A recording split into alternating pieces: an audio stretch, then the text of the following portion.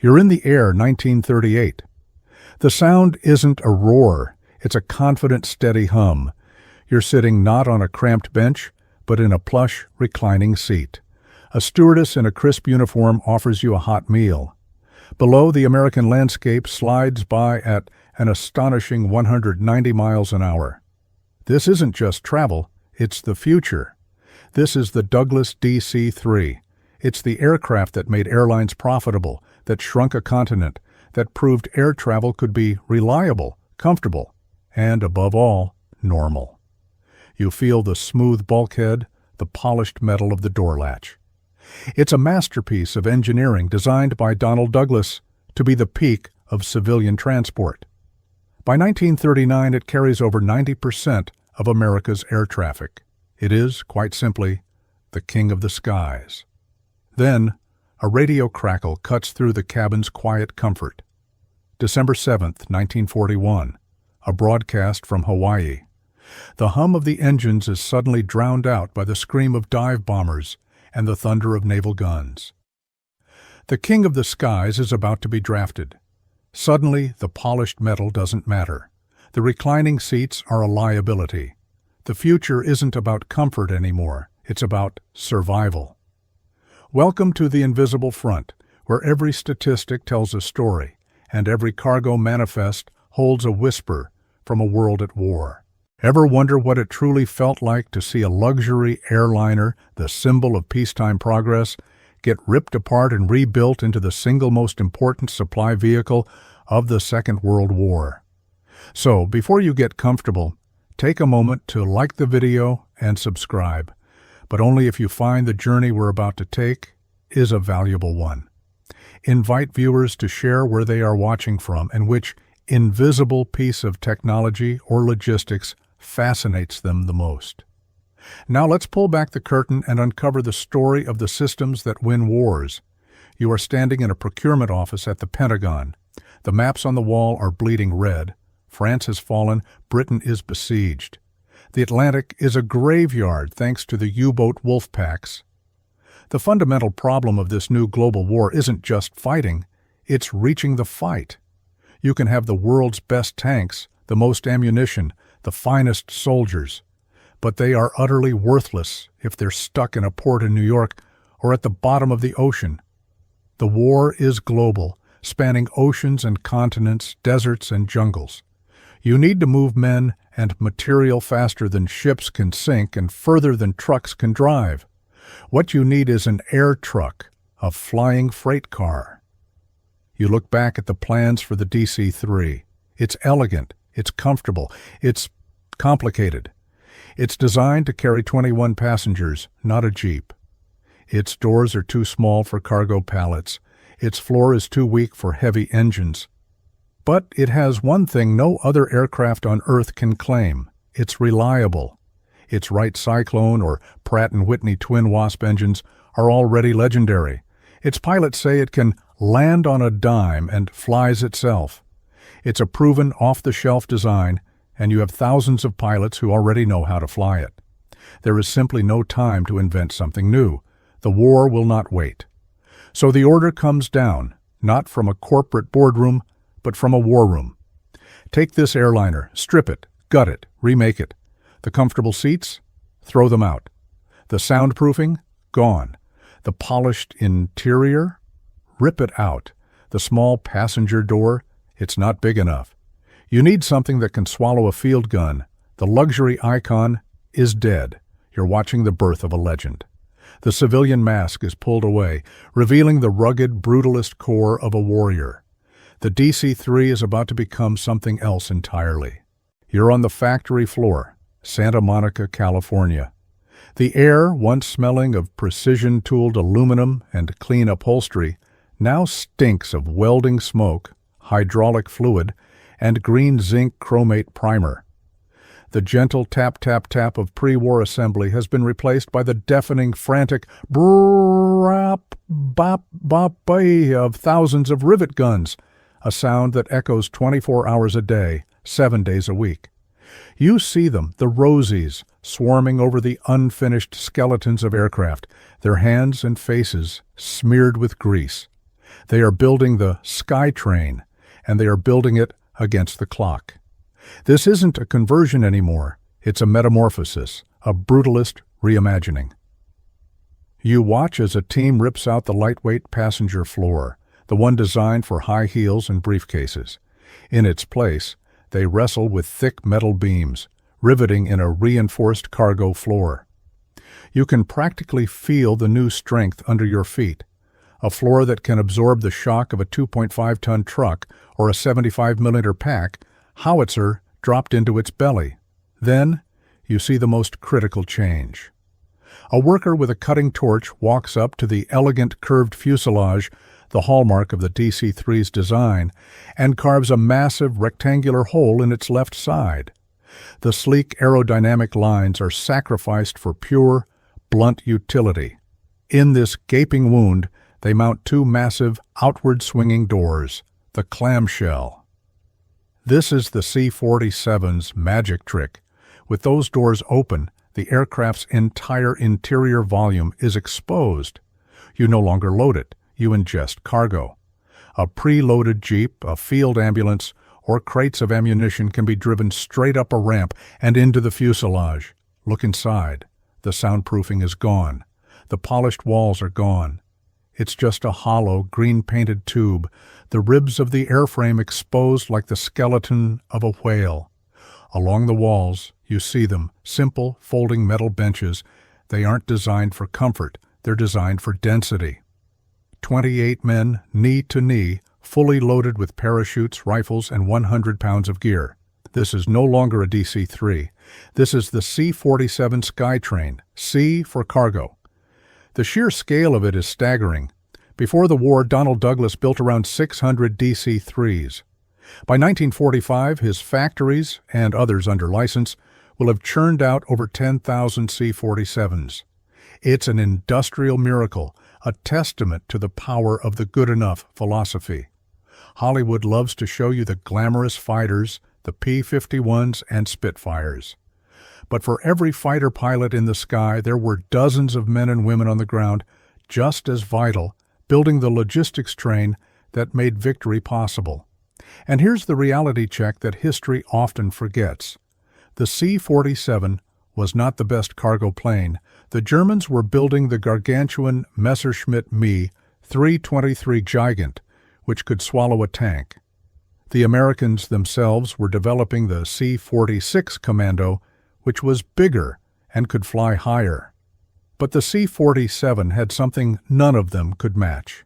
It was available, it was reliable, and it was simple.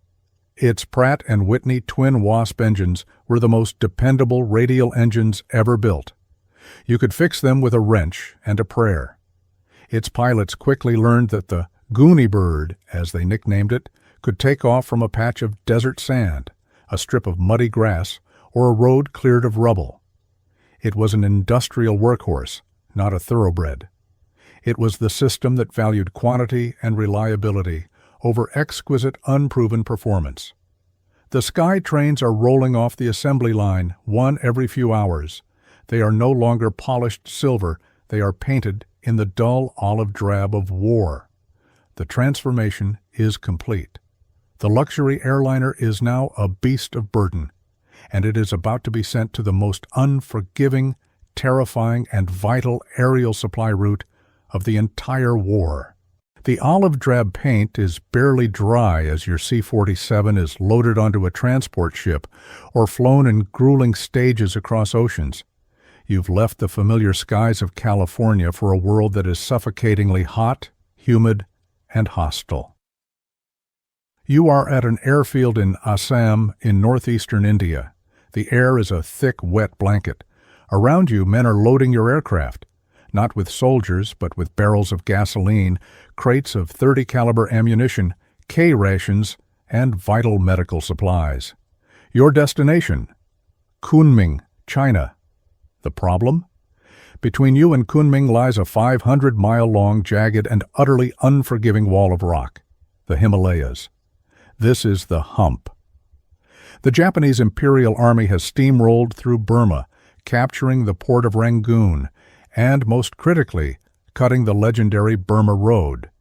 That winding 117-mile artery was the only land route for supplying Chiang Kai-shek's armies. Now China is isolated, suffocating, and on the verge of collapse. The only way to keep 300 million people in the fight is to fly over the rooftop of the world. You climb into the cockpit. The metal seat is hot and damp. You run through the pre-flight check, the engines coughing to life in a cloud of blue-black smoke. You take off, the overloaded C-47 clawing for altitude. You pass 10,000 feet, then 12,000. The air grows cold, and you reach for your oxygen mask. It smells of stale rubber and ozone. You put it on, feeling the artificial hiss of air. This aircraft was designed for comfortable, low-altitude passenger flights. It has no pressurization, no heating. You are now a high-altitude mountaineer in a 13-ton uninsulated metal tube. At 18,000 feet, the world outside the canopy becomes a nightmare. The wind howls at over 100 miles per hour, a relentless, invisible river that slams your aircraft. Suddenly, the C-47 plummets. Your stomach leaps into your throat as you're thrown violently against your seat harness. It's an air pocket, a downdraft so powerful it can fling a plane thousands of feet in seconds. You and your co-pilot wrestle with the yokes, your knuckles white, fighting to regain control. Then, the ice. The temperature is 40 below zero. You watch, horrified, as a thick, milky white crust begins to grow on the leading edges of the wings, destroying your lift. A crackle on the radio. It's not static. It's a strained, terrified voice. "Bandits! Oscars! 7 o'clock high!" You are a flying truck, fat with fuel, and you are being hunted by the swift, deadly Japanese Ki-43 Oscar fighters. You have no guns, no armor to speak of. Your only defense is to bank hard and plunge into the very cumulonimbus cloud that is trying to rip your wings off. This is the reality of the air truck. The C-46 Commando was technically the better plane for this job. It was pressurized, had a higher service ceiling, but it was new, its engines were unreliable, and it earned the grim nickname, the Flying Coffin. But the Goonie Bird, your old, reliable, good-enough C-47, just kept flying. It flew through ice, wind, and enemy fire that would have torn a lesser machine apart. You look down through a rare break in the clouds. In a rocky pass below, you see a glint of sunlight on metal, then another, and another.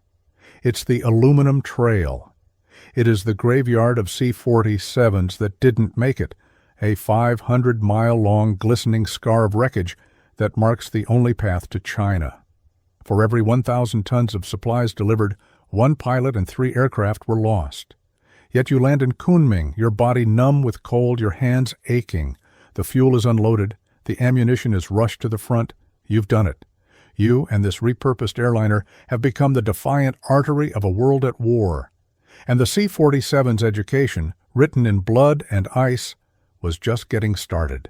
You leave the icy peaks of the Himalayas behind. Your new home is an airfield in North Africa. The air is no longer thin and freezing. It's thick, dry, and smells of dust and diesel. The date is July 9th, 1943, night. You're in the pilot seat of your C-47, one of hundreds lined up on the dark runway, engines idling in a low, thunderous rumble that you feel in your chest. Your cargo is different now. It's not gasoline or rations. Look behind you. The hollow green tube of the fuselage is packed, shoulder to shoulder, with 28 men of the 82nd Airborne Division. They are silent, their faces smeared with camo paint, their eyes wide in the dim red glow of the cabin light.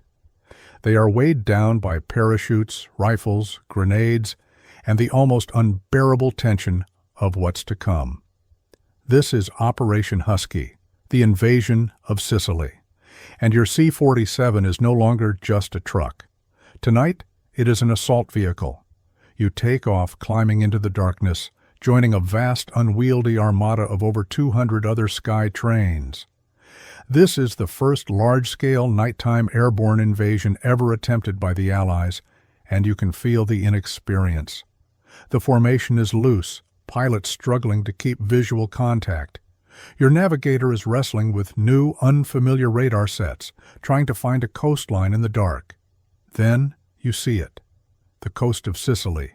But something is terribly wrong. A searchlight, then another, stabs the night. You're not over the drop zone. You're over the invasion fleet itself. Suddenly, the sky erupts.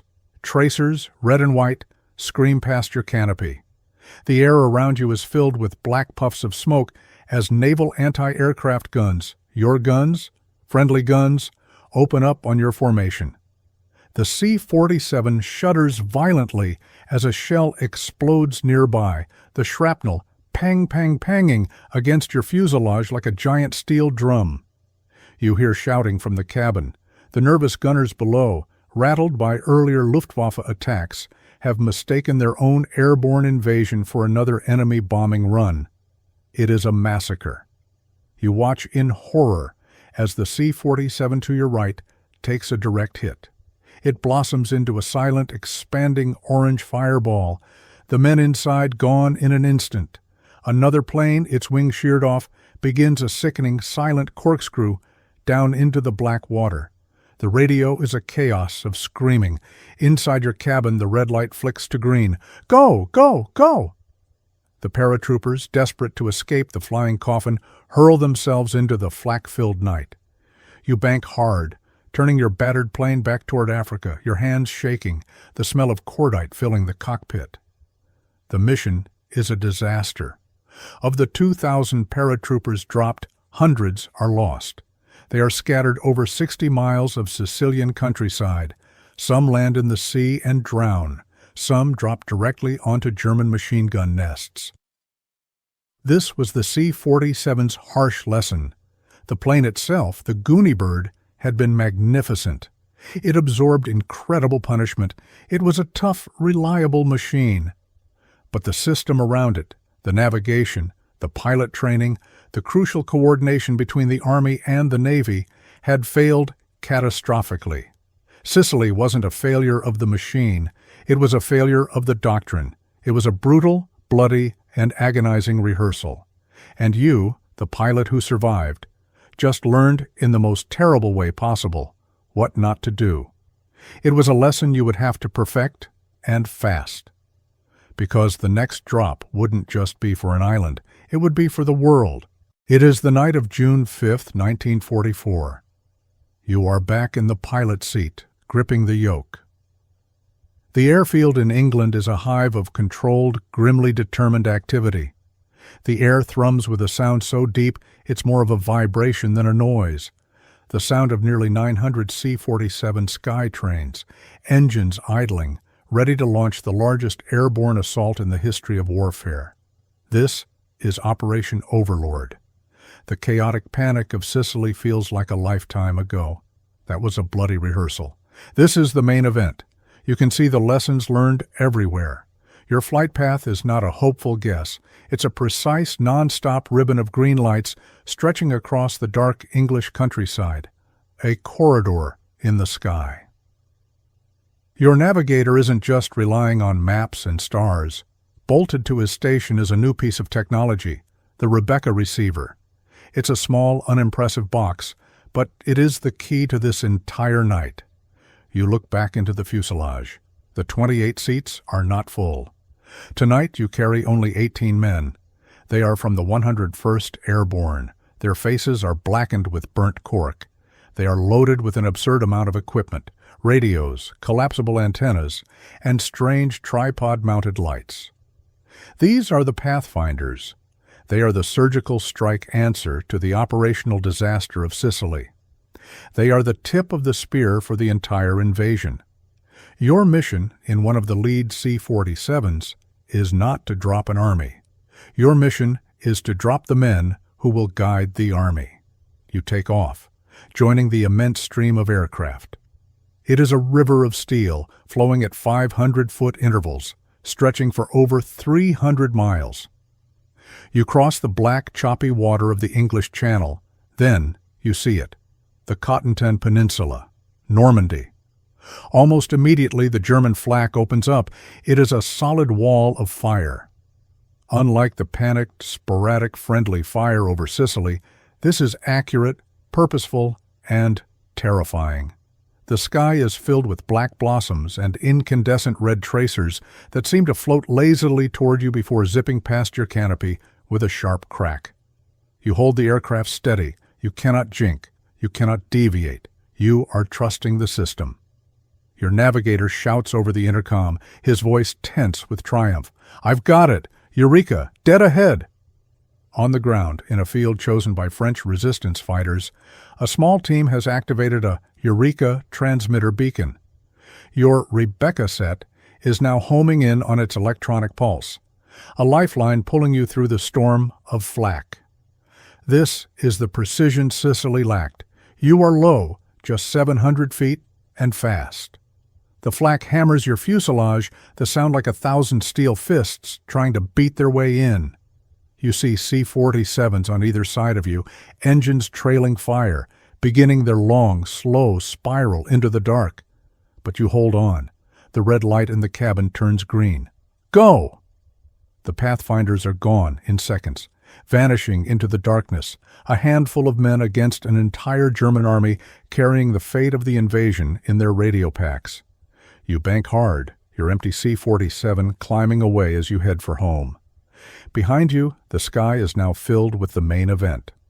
Following your electronic breadcrumbs, the full armada of 822 C-47s arrives, a perfectly timed 9-plane-wide column dropping 13,000 paratroopers onto the DZs your Pathfinders are now frantically marking with lights and beacons. The C-47, the humble Goonie bird, has just acted as the spearhead for D-Day. It was not just a transport, it was a bridge, a precision instrument of invasion that placed the first vital soldiers on the ground. The D-Day drop is a fading, adrenaline-soaked memory. It is now weeks later, August 1944. You are standing on a makeshift runway just inland from the Normandy beaches. It's not a paved airfield, it's a captured hayfield, bulldozed flat, with a runway made of pierced steel planking. The metal clangs and clunks under the wheels of your C-47 as you taxi for yet another takeoff. The air smells of cut grass, high-octane aviation fuel, and diesel exhaust. General George S. Patton's Third Army is on the move. He has broken out of the hedgerow country and is racing across France, a steel juggernaut chewing up dozens of miles a day. He is advancing so fast, his own supply lines, the famous Red Ball Express, are stretched to the breaking point. The German army in its retreat had methodically destroyed every port and railway in France. Cherbourg is a ruin. The bridges over the Seine are gone. Patton's tanks are literally running out of gas. This is the moment the C-47 Skytrain transforms from a specialized assault craft into a full-blown aerial freight train. Your C-47 is no longer configured for paratroopers. The static lines are stowed. The hollow fuselage is now a cavern of pure utility. You watch the ground crews roll 5-gallon jerry cans of gasoline into the belly of your plane, one after another, until the floor is a solid mass of red, odorous metal. You are a flying gas station. Alongside the fuel, they load crates of 105mm artillery shells, belts of .50 caliber ammunition, spare tank treads, and cardboard boxes, simply marked K rations. You take off, climbing over the wreckage of Normandy, and fly low over the French countryside. This isn't a high-stakes, flak-filled run like D-Day. This is a milk run, a commute. But it is the most important commute in the world. You land on another bumpy field miles ahead of the main supply depots where desperate quartermasters are waiting. Your cargo is unloaded in minutes, the fuel siphoned directly into the tanks of Sherman tanks that are sitting silent on the side of a road.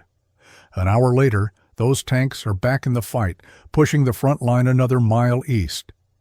This is the Third Army Express, an unending conveyor belt in the sky.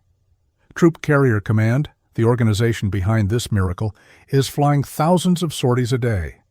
And then you see the C-47's other greater purpose. The cargo is out. Now, The flight nurses, in their drab fatigues, begin to load your return cargo. It's not fuel, it's not bullets, it's stretchers.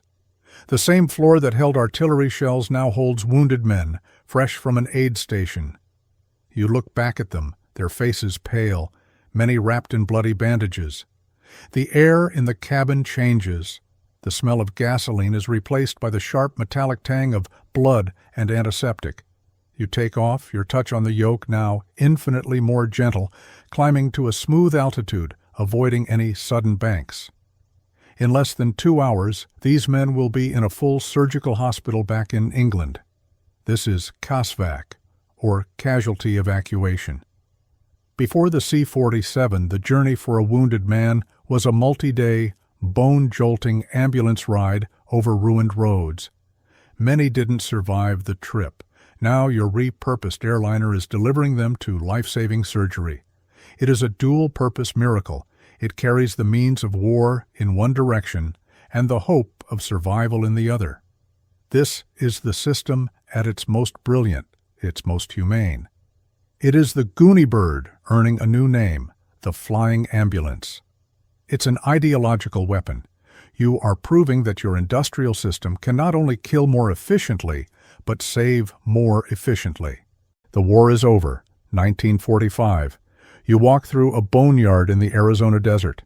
The air is still, and the only sound is the tink-tink-tink of metal contracting in the heat. As far as you can see, there are C-47s, parked wingtip to wingtip, their olive drab paint fading under the relentless sun. Their windows are blank, their tires are flat. The great aerial freight train has been decommissioned. You see many being sold for pennies on the dollar, snapped up by fledgling airlines, by bush pilots, by scrap merchants. The world is done with war, and it seems to be done with the Goonie bird. It's a relic, a tool of a history everyone is desperate to forget. Fast forward, June 1948. You are in Berlin. The city is a hollowed-out skeleton, still in ruins from the war. But now it is the epicenter of a new, colder conflict. The Soviet Union has blockaded the city, cutting off all road, rail, and canal access. 2 million people, your former enemies, are now your hostages, and they are trapped. They will starve, they will freeze. The maps are on the wall again. The problem is the same as it was in China. How do you supply a city from the air? The call goes out. From the boneyards, from the tiny cargo airlines, from air forces around the world, the C-47s are called back. They are obsolete. They are slow. They are tiny compared to the new 4-engine C-54 Skymasters that will be the mission's true workhorses. But you, the Allies, need every hull you can get. You climb back into that familiar cockpit. The smell of hydraulic fluid and old canvas is the same. The Goonie bird has been called to service one last time. You're flying into Tempelhof Airport.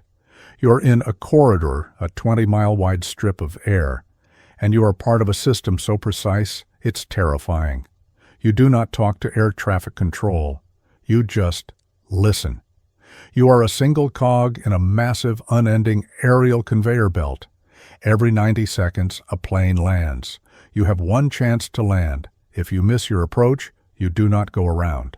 You fly your empty plane all the way back to West Germany. There is no room for error. You land, the wheels screeching on the tarmac. Before your propellers even stop spinning, German ground crews, thin and hungry, are sprinting toward your plane. You've brought 3.5 tons of coal. The plane behind you, 90 seconds later, has flour. The one behind that, medicine. The one behind that, chocolate. You see the children standing by the fences. They don't wave in fear, they wave in hope. You see pilots attach handkerchief parachutes to candy bars and drop them into the ruined city, the Roseninen bomber, the Raisin bombers. This is the C-47's final and perhaps greatest triumph. This is ideological collapse in action. You are defeating an enemy not with bombs, but with logistics. The Soviet Union, with its mass tanks just miles away, can only watch, impotent. They can't shoot you down without starting World War III. They can only watch as your good-enough democratic industrial system, personified by this old repurposed airliner, feeds its former enemy.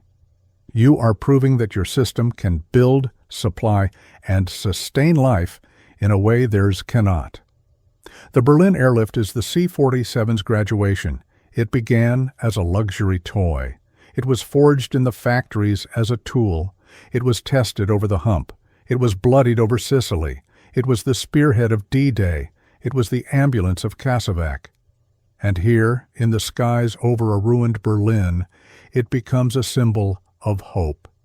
It cemented the legacy of the accidental weapon, the weapon that was never designed for war, but which became the single most decisive piece of logistics in the sky. The engines finally fall silent. The last of the coal dust is swept from the cargo bay. The great aerial conveyor belt of the Berlin airlift has won the first battle of the Cold War, and the C-47, the Goonie Bird, the Sky Train, can finally, truly, rest. Or perhaps not. Even today, you can find them. In the brutal cold of the Alaskan bush, in the high deserts of Bolivia, in the jungles of Africa, you can still hear that unmistakable steady drone of the twin Wasp engines. The repurposed airliner from 1935 is still at work, still hauling cargo, still reliable, still good enough. When you see one in a museum, tucked away behind a glamorous fighter, you'll know. You're not just looking at an old plane. You are looking at the invisible front. You are looking at a system, an idea that proved logistics, the unglamorous, unseen, and underrated power of supply, is the force that truly shapes the world.